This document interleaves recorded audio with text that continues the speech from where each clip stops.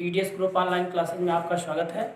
मैं रमेश सर। आज आप लोग को कक्षा 10 विषय विज्ञान और कक्षा 11 विषय रसायन विज्ञान, ये जो है चैप्टर दोनों एक ही हैं। कक्षा 11 का भी चैप्टर वही है और कक्षा 10 का भी चैप्टर वही है, बस थोड़ा अंतर होगा।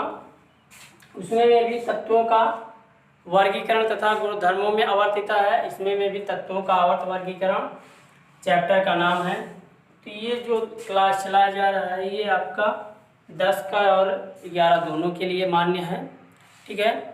तो इसमें जो है अब आपकी हेडिंग जो है मेंडलीव के वर्गीकरण की सीमाएं।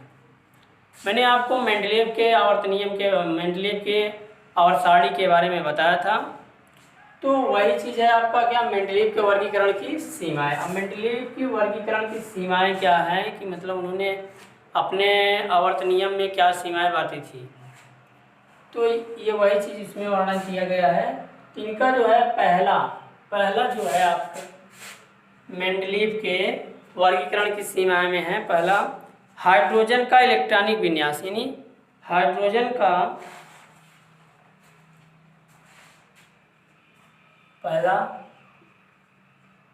हाइड्रोजन का इलेक्ट्रॉनिक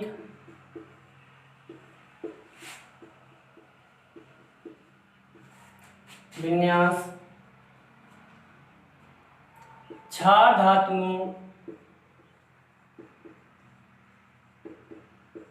धातुओं से मिलता है।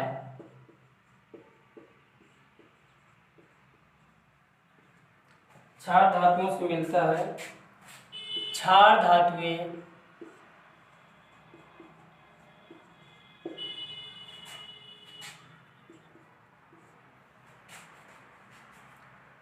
क्षार धातुओं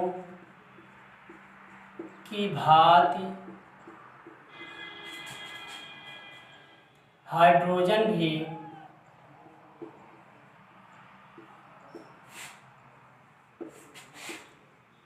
हैलोजन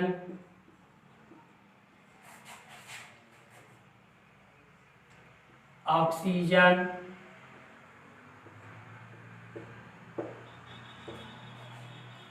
एवं सल्फर के साथ एक जैसे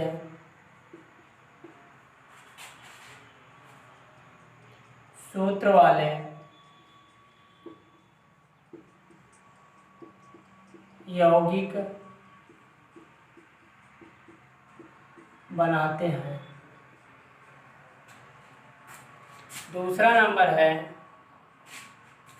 हैलोजन की भांति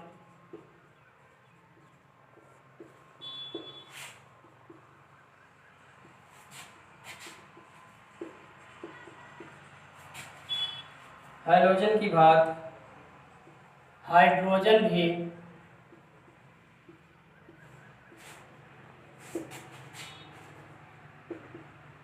द्विपरमाणुक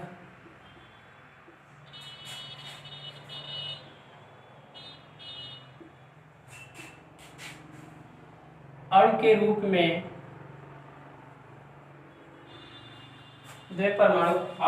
में पाई जाती है।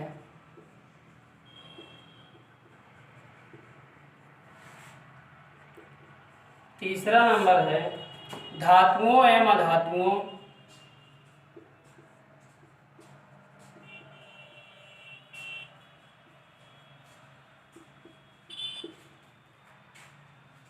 के साथ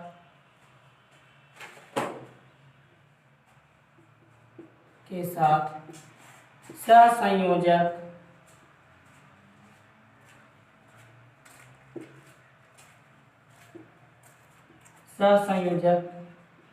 यौगिक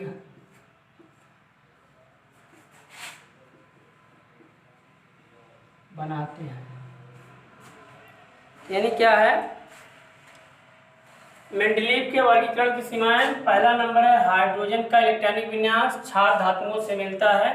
क्षार धातुओं की भांति हाइड्रोजन भी हाइड्रोजन, ऑक्सीजन एवं सल्फर के साथ एक जैसे सूत्र वाले यौगिक बनाते हैं। और दूसरा नंबर है हाइड्रोजन की भांति हाइड्रोजन भी द्विपरमाणुक अणु के रूप में पाए जाते हैं। और तीसरा नंबर है धातुओं एवं अधातुओं के साथ सहसंयोजक यौगिक बनाते हैं। तो ये क्या है, मेंडलीव के वर्गीकरण की सीमाएं हैं और अक्सर ये पेपर में पूछे जाते हैं। अब इसके बाद आपका जो है वो है अव्यवस्थित से व्यवस्थित करना, यानी मेंडलीव की जो आवर्त थी यानी अव्यवस्थित को व्यवस्थित करना। मेंडलीव की आवर्त सारणी को अव्यवस्थित से अव्यवस्थित करना, आधुनिक आवर्त सारणी, उसी को हम क्या कहते हैं, आधुनिक आवर्त सारणी कहते हैं। तो देख लीजिए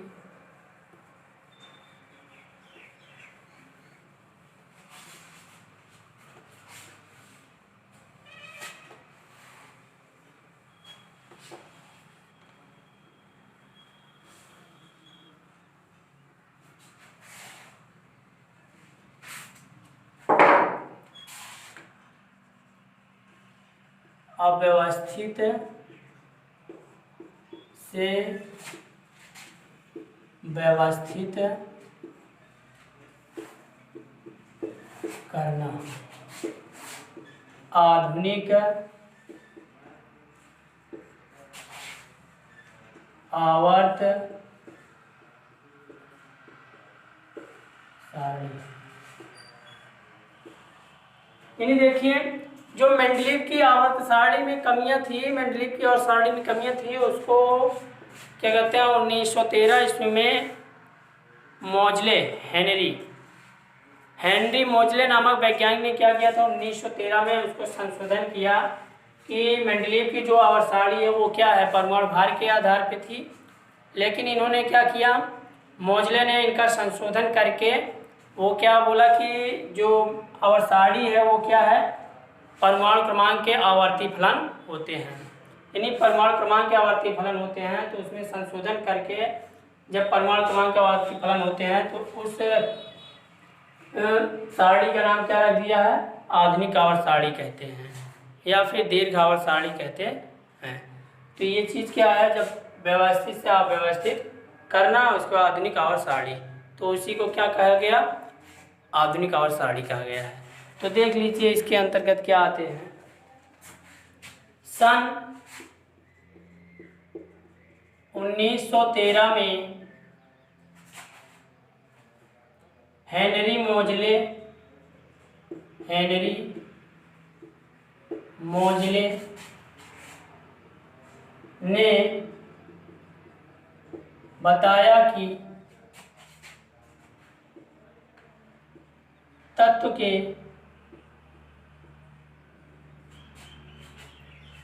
परमाणु द्रव्यमान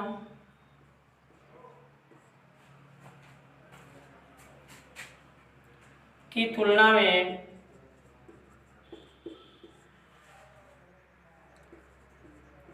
उसका परमाणु क्रमांक यानी जेड आधुनिक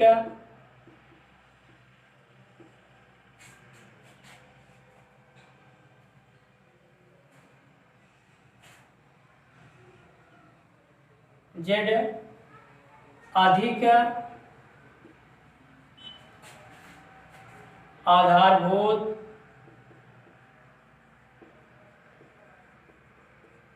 गुणधर्म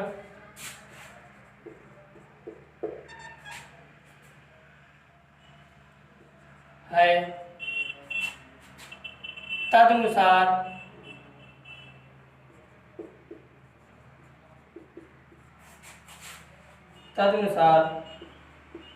मेंडलीव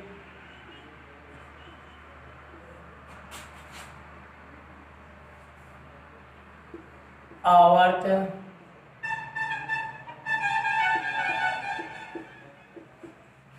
सारणी में परिवर्तन किया गया तथा परमाणु संख्या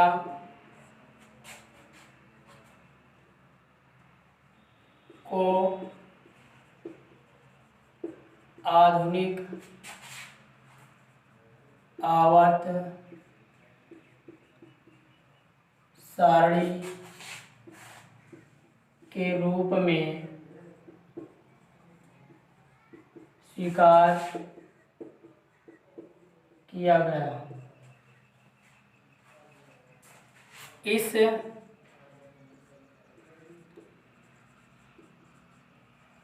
आधुनिक आवर्त नियम को इस प्रकार वर्णित किया गया, यानी तत्वों के गुणधर्म, उनकी परमाणु संख्या के आवर्त फलन होते हैं।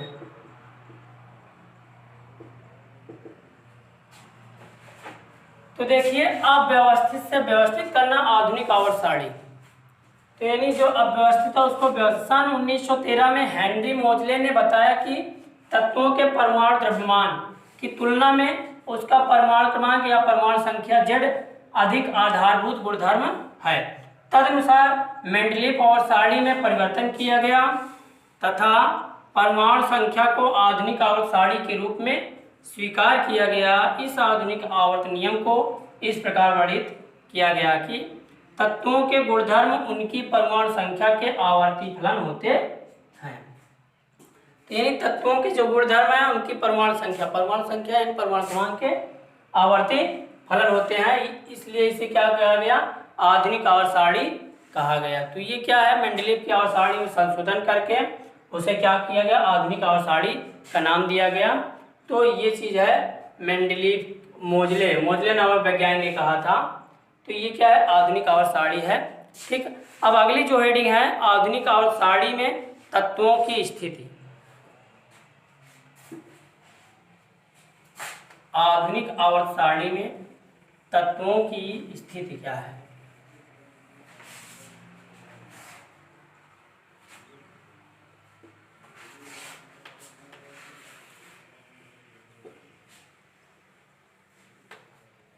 आधुनिक आवर्त सारणी में तत्वों की स्थिति।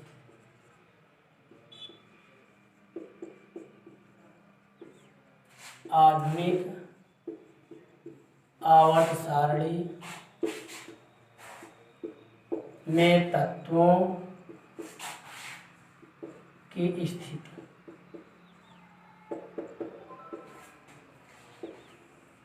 देखिए, अब इनके जो आवर्त सारणी है इसमें कुल कितना है, 18 वर्ग हैं। क्या है, 18 वर्ग हैं जिनको हम समूह कहते हैं, और 7 क्या हैं, आवर्त हैं। 7 क्या हैं, आवर्त हैं। 7 पंक्तियां 36 में हैं जिसको हम क्या कहते हैं, आवर्त कहते हैं। तो आधुनिक आवर्त सारणी में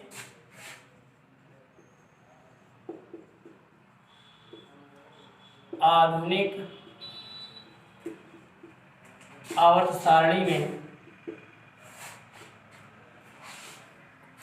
18 यानी में 18 ऊर्ध्व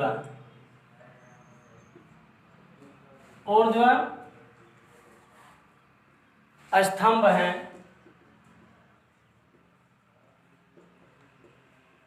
जिसे समूह कहते हैं।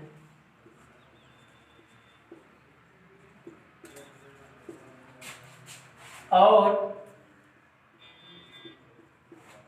7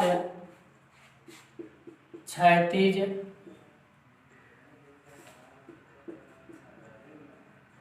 पंक्ति हैं जिन्हें आवर्त कहते हैं। तो देखिए आधुनिक आवर्त सारणी में कुल कितने ऊर्ध्व स्तंभ हैं, यानी कुल 18 वर्ग हैं जिन्हें हम क्या 18 स्तंभ है जिन्हें 18 समूह, वर्ग को क्या कहते हैं, समूह कहते हैं। और 7 जो है इस तरीके से, नहीं इस तरीके से क्या है 18 है। तो ये क्या हुए आपके, ये जो स्तंभ हुए इनको क्या कहते हैं, समूह कहते हैं। और जो इस तरीके से हैं 7 इस तरीके से हैं इनको क्या कहते हैं, आवर्त कहते हैं। ये क्षैतिज है, ठीक। तो ये जो खड़े खाने हैं वो क्या है, वर्ग हैं, और जो मतलब क्षैतिज के रूप में है उसे क्या कहते हैं, आवर्त कहते हैं। तो 7 आवर्त हैं और 18 वर्ग हैं, ये आधुनिक आवर्त सारणी में। तो इस तरीके से अगर आपको इस टॉपिक में आपको कहीं अगर ना समझ में आया हो तो उसे आप मेरे व्हाट्सएप नंबर 9335 34 71 पर कॉल या मैसेज करके समस्या का समाधान प्राप्त कर सकते हैं। और ये जो टॉपिक आपको बताया गया है ये कक्षा 11 और कक्षा 10 दोनों के लिए मान्य है।